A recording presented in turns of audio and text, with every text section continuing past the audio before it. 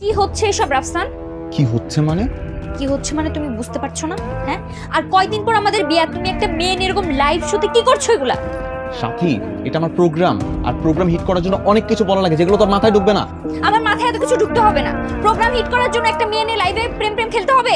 তুই কিন্তু এখানে সিন ক্রিয়েট করতেছিস, অনেক বেশি বাড়াবাড়ি করতেছিস তুই। বারবারই তো তুমি করছো। তোকে এখানে ঢোকার পারমিশন কে দিছে? বের হ।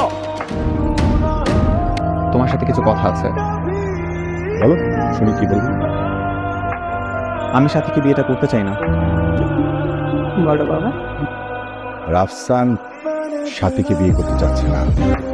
রাফসান, আমার ভুল হয়ে গেছে, আমি এরকম আর করবো না।